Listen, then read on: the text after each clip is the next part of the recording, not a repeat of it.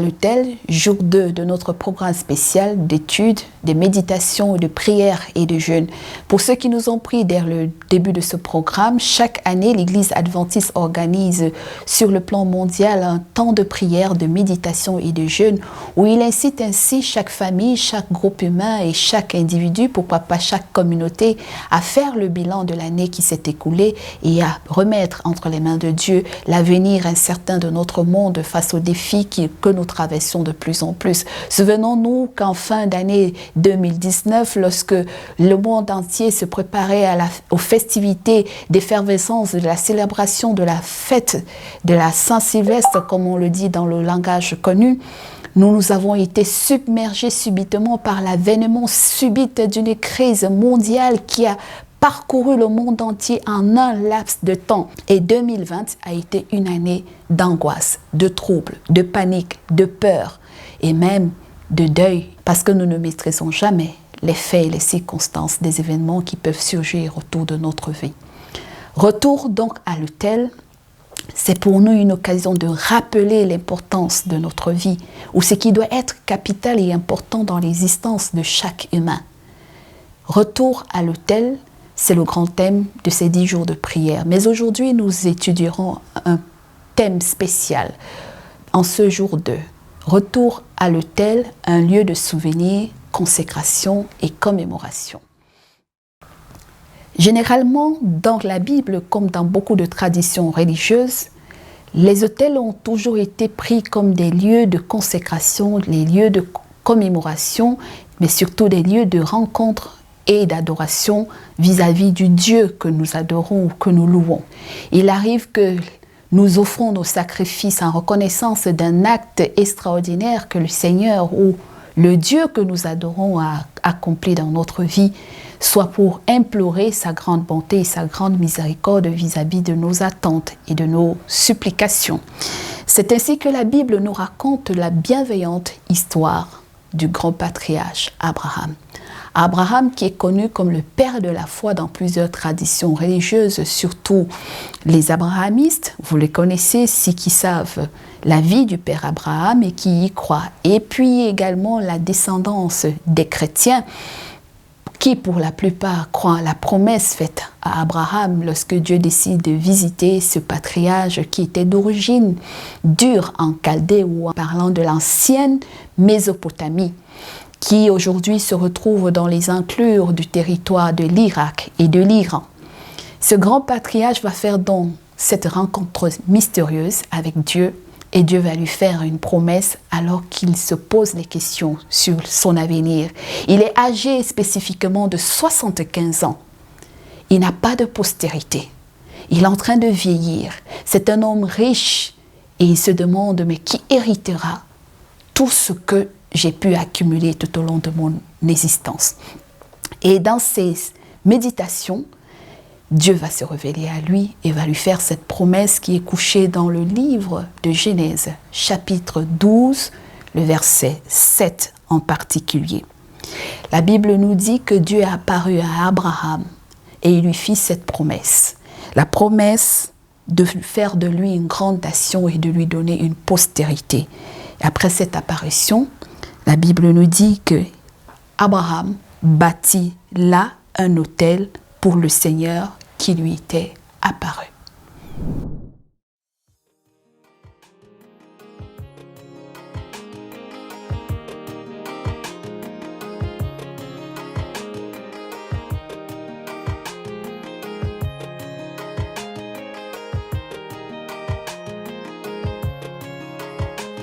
Comment t'appeler si je suis prisonnier dans ce panier des malades qui sont collés dans mes pensées, mes paroles et mes actes. Je suis oppressé, il me colle chaque fois que j'attends ton contact. Tu sais, ma seule envie c'est de vivre avec toi. Où j'y aille, que ce soit sous ton toit. Que mes pensées, mes paroles et mes actes soient sous ton égide. Pour toi qui m'attends d'aimer, touche-moi. Amène-moi vivre près de toi.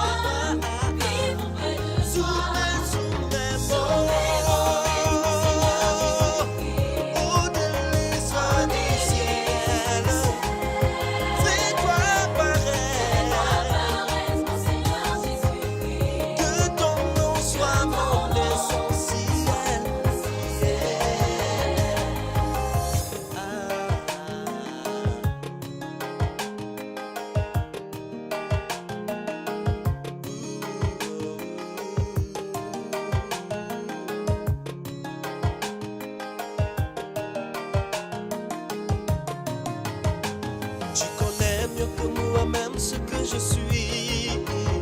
Je sais que tu m'aimes, que tu peux chasser mes ennuis. Modèle-moi, vivifie-moi, Seigneur. Fais de moi ce que tu veux que je sois. Touche-moi, amène-moi vivre comme toi. Oh, oh. Sous mes mots,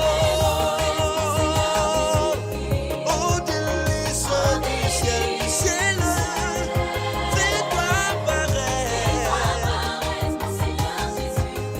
que ton nom soit mon essentiel.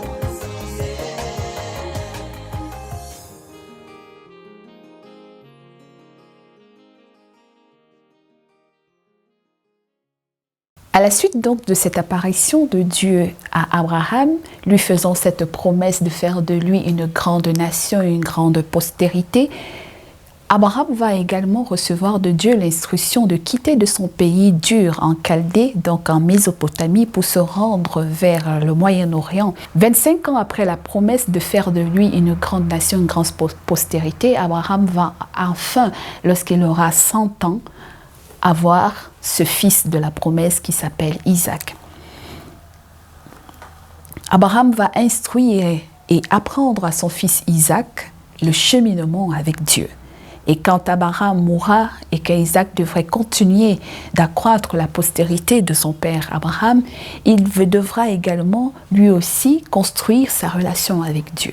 Dieu va également apparaître une fois de plus à Isaac et va lui refaire la même promesse qu'il avait faite à son père Abraham, c'est-à-dire faire de la nation, de la postérité d'Abraham une grande nation où se révélera donc sortir les 12 tribus d'Israël au travers des enfants que Isaac va faire, les jumeaux Ésaü et Jacob.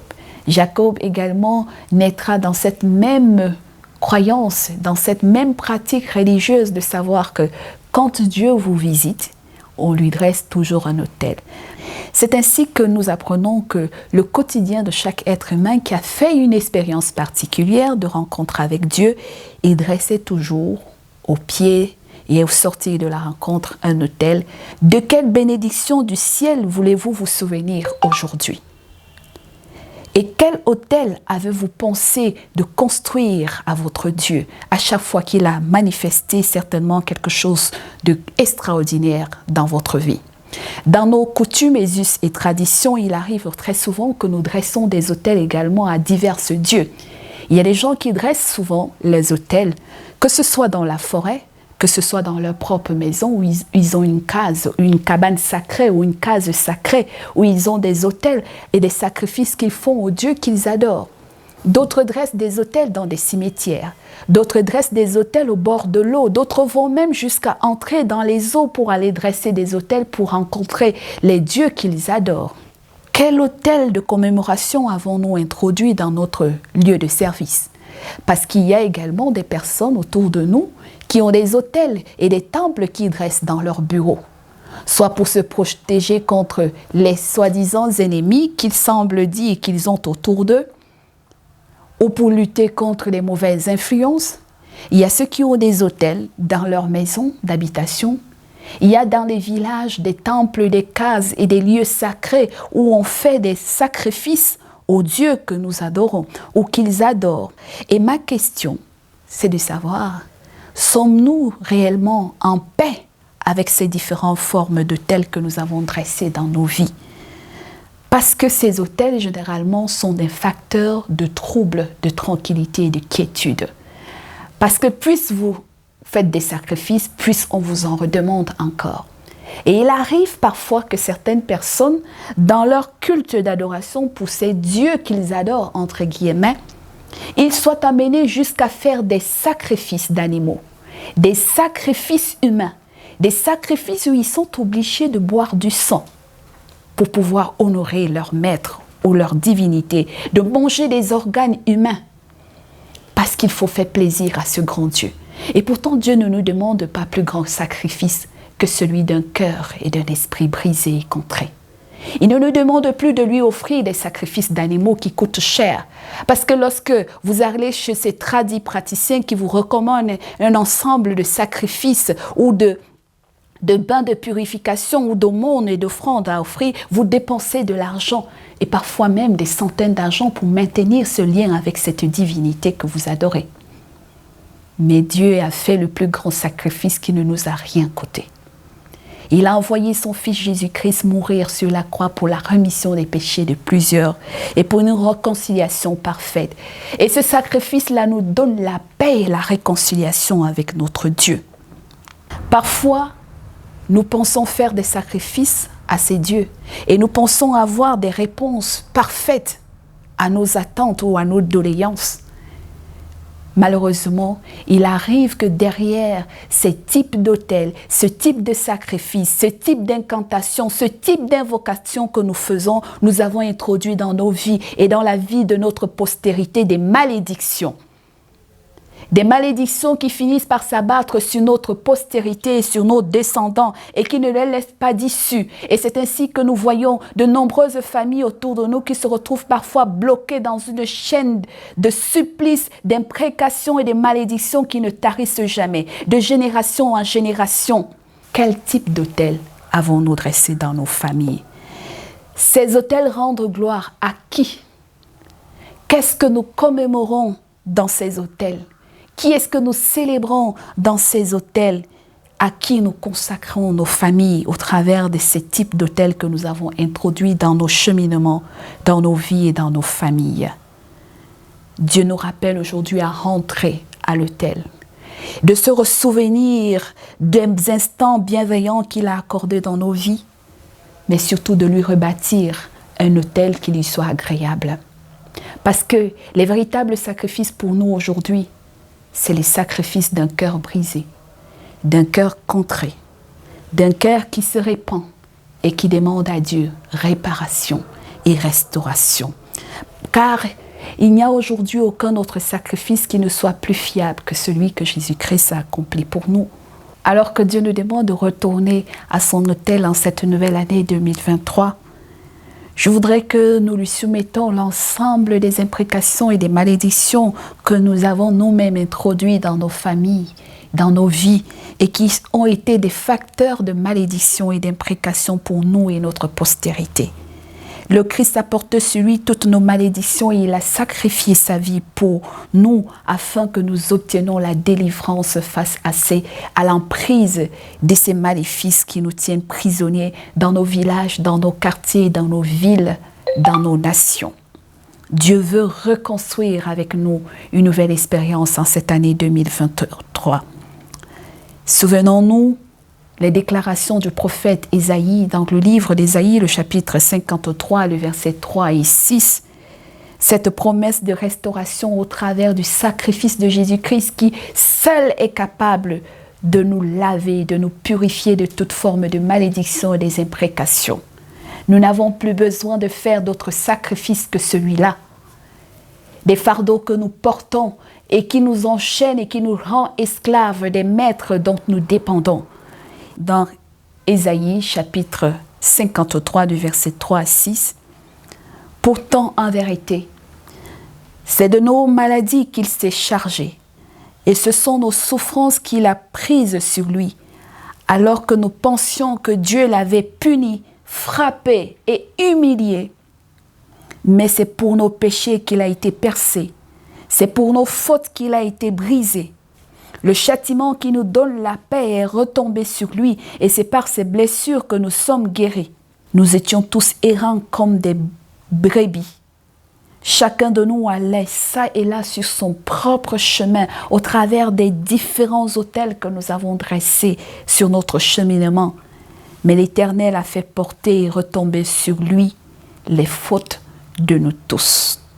Nous n'avons donc aucun intérêt à oublier ce grand sacrifice. Alors que beaucoup considèrent encore les actes puissants de Dieu comme un phénomène de hasard dans leur vie, Dieu nous rappelle aujourd'hui qu'il n'y a pas de hasard pour quiconque espère en lui. Quand vous voyagez et qu'il y a un accident, il y a plusieurs morts et que vous êtes le seul survivant, ce n'est pas du hasard. Ou même que vous sortez de là avec une jambe ou une partie du corps amputée, mais que vous avez encore le souffle de vie, ce n'est pas du hasard. Lorsque vous avez la grâce d'être dans une famille et que les autres ne se marient pas et que vous avez la grâce, vous, d'enfanter ou de vous marier, ce n'est pas du hasard. C'est une grâce, c'est une bénédiction. Vous avez plusieurs personnes autour de vous, des camarades avec qui vous aviez évolué. Ils étaient certainement plus intelligents que vous.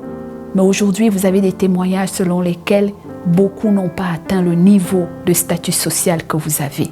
Ce n'est pas du hasard, c'est une grâce et c'est une bénédiction du Seigneur. Au lieu d'aller chercher la force de secours ailleurs, là où tu peines, où tu as des fardeaux, où tu payes de l'argent pour pouvoir être là où tu es, ou pour maintenir ce niveau de vie, ou maintenir ce mariage que tu tiens prisonnier par les écorces, ou par quelques formules ou de charme que tu utilises pour envoûter l'être aimé, l'Éternel te dit, c'est une grâce parce qu'il l'a voulu. Mais il te demande de revenir, de te souvenir que c'est grâce à lui, seul, que tu es là. Reconstruis un nouvel autel. Souviens-toi de ce sacrifice qui ne te coûte rien. Lorsque nous allons prier, n'oublions pas de prier pour les 7 ou 10 personnes pour qui nous avons décidé d'écrire un livret de prière pendant ces 10 jours pour intercéder à faveur des besoins de ces 10 ou 7 personnes afin que Dieu se révèle également dans leur vie. Prions. Ô Dieu, en ce jour, je veux me souvenir de ce que tu as réalisé dans ma vie. Comment tu es intervenu lorsque j'étais sur une mauvaise voie. Comment tu m'as délivré. Je veux me souvenir de te louer pour ta grâce et ton amour envers moi. Je veux me souvenir de ta bonté et en retour, je veux reconsacrer ma vie à toi. Amen.